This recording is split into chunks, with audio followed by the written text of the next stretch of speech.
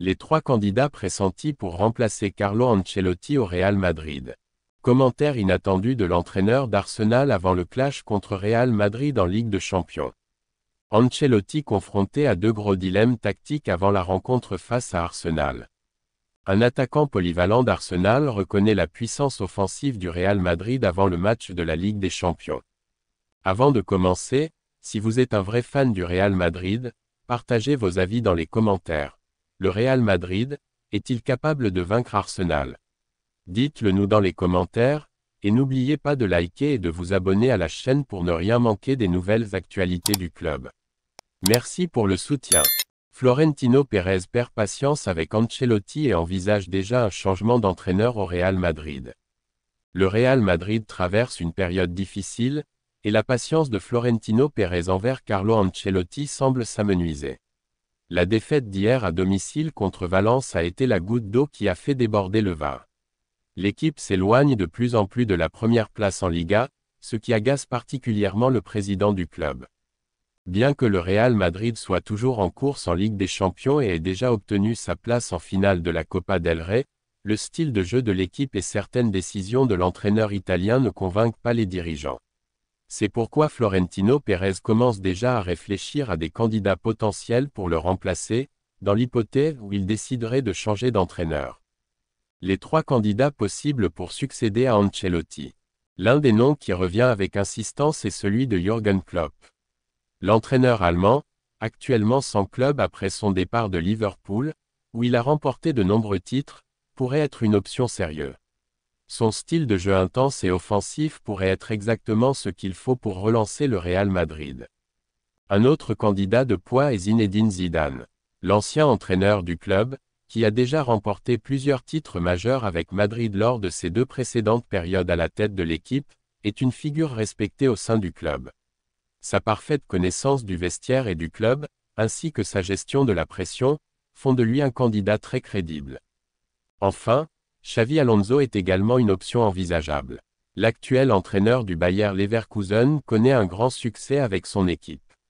Bien que le club allemand ait clairement indiqué que son contrat est valide et qu'il compte sur lui pour l'avenir, la possibilité de le voir revenir au Bernabéu, cette fois en tant qu'entraîneur, n'est pas à exclure.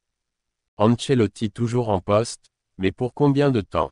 Pour l'instant, Carlo Ancelotti reste en place, mais son avenir au Real Madrid semble de plus en plus incertain. Florentino Pérez aura des décisions importantes à prendre dans les semaines à venir, et les résultats des matchs à venir seront déterminants. Les supporters suivent de près la situation, et le débat est déjà lancé, qui devrait être le prochain entraîneur du Real Madrid. À la veille du temps attendu quart de finale aller de la Ligue des Champions entre Arsenal et le Real Madrid, l'excitation est à son comble du côté de Londres. Ce choc entre deux géants du football européen promet des étincelles, et l'entraîneur des Gunners, Mikel Arteta, a jeté de l'huile sur le feu lors d'une conférence de presse particulièrement remarquée. Avec une assurance rare, Arteta a lancé un message fort à ses joueurs, mais aussi à son adversaire madrilène. Beaucoup pensent que venir au Bernabéu, c'est venir pour souffrir. Mais moi, je pense que c'est là que les grandes équipes se révèlent. On ne vient pas pour défendre. On vient pour écrire l'histoire. Un discours qui en dit long sur l'état d'esprit du technicien espagnol, bien décidé à faire tomber l'ogre madrilène et à inscrire Arsenal dans la légende européenne. Un retour sur la scène européenne pour Arsenal. Après plusieurs années d'absence des grandes scènes européennes, Arsenal effectue cette saison un retour fracassant en Ligue des Champions.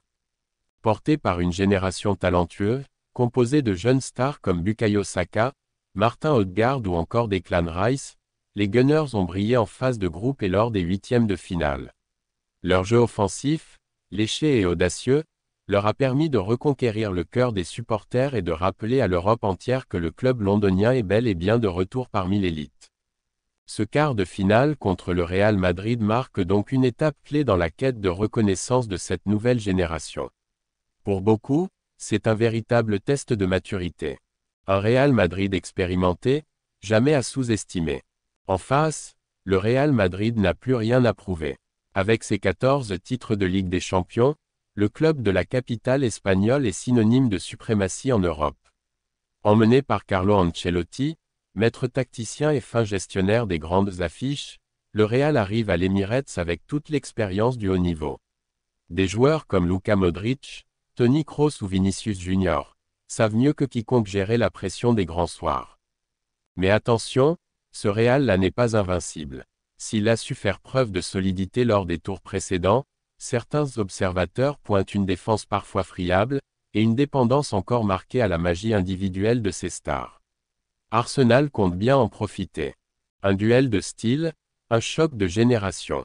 Au-delà du simple affrontement entre deux clubs, ce match représente un choc de philosophie. D'un côté, le jeu intense, rapide et construit d'Arsenal, symbolisé par le pressing haut et les transitions éclairs. De l'autre, l'intelligence tactique, le calme sous pression et l'efficacité clinique du Real Madrid, forgés par des années de triomphes continentaux.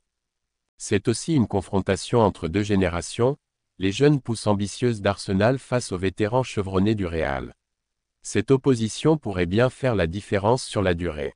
Un Emirates Stadium prêt à rugir. Le match aller se jouera ce mardi 8 avril 2025 à 20h, heure locale, à l'Emirates Stadium, où les supporters londoniens promettent une ambiance incandescente. Depuis plusieurs semaines, la ville est en effervescence. Les billets se sont arrachés en quelques minutes, et les fans espèrent vivre une nuit européenne mémorable.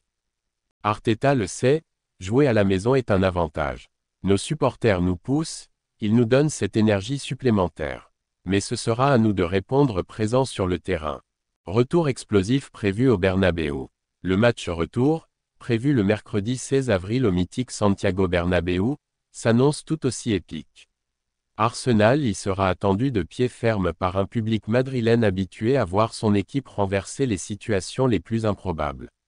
Les déclarations audacieuses d'Arteta pourraient d'ailleurs servir de motivation aux hommes d'Ancelotti, bien décidés à rappeler au monde que leur royaume européen n'est pas près de tomber. Un match qui pourrait marquer un tournant. Quelle que soit l'issue de cette double confrontation, une chose est certaine, ce quart de finale aura des répercussions.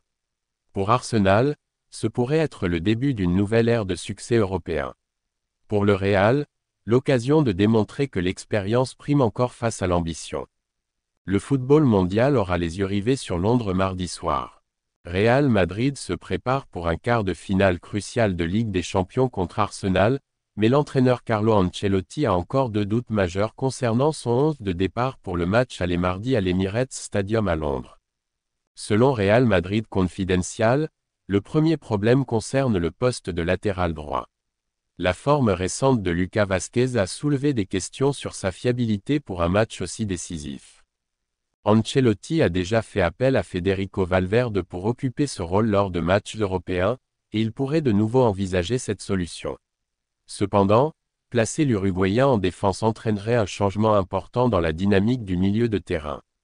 Dans ce cas, Luka Modric, le vétéran de 39 ans et capitaine du club, pourrait être repositionné dans un rôle plus central. Modric, qui a récemment joué davantage en raison des blessures et des ajustements tactiques de l'équipe, pourrait donc prendre une place plus importante. La deuxième préoccupation pour Ancelotti. La deuxième inquiétude concerne le poste de gardien de but. Les blessures de Thibaut Courtois et Andriy Lunin ont placé le club dans une position délicate. Lors du dernier match contre Valence, c'est le jeune Fran González qui a pris place dans les buts.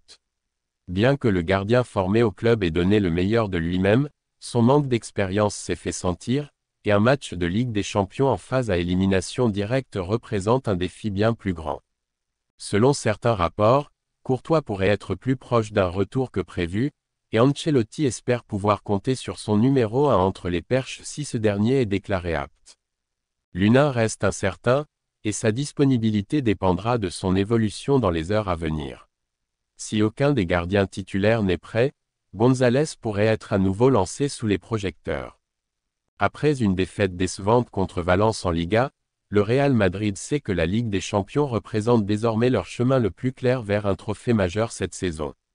Ancelotti sera déterminé à aligner son équipe la plus forte possible, mais avec deux postes clés encore incertains, ses choix finaux pourraient s'avérer décisifs. Alors qu'Arsenal se prépare à affronter le Real Madrid en quart de finale aller de la Ligue des Champions, le milieu de terrain reconverti en attaquant, Mikel Merino, est pleinement conscient du défi qui les attend.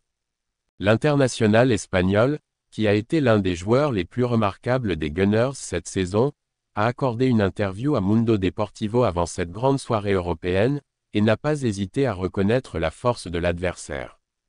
Merino, qui était autrefois connu pour son travail au milieu de terrain, a été transformé en attaquant par l'entraîneur d'Arsenal, Mikel Arteta. Son adaptation à ce nouveau rôle offensif a été impressionnante. Cependant, lorsqu'il a été interrogé sur l'équipe du Real Madrid, en particulier sur leur ligne d'attaque, Merino n'a pas hésité à montrer du respect pour les géants espagnols. L'attaque du Real Madrid gagne du respect. Merino a souligné que l'attaque du Real Madrid a retrouvé son rythme après une période d'adaptation en début de saison. Je pense qu'ils sont à un niveau incroyable. Ce sont tous des joueurs avec une qualité technique impressionnante, et au début de la saison, il leur a peut-être fallu un certain temps pour s'adapter les uns aux autres.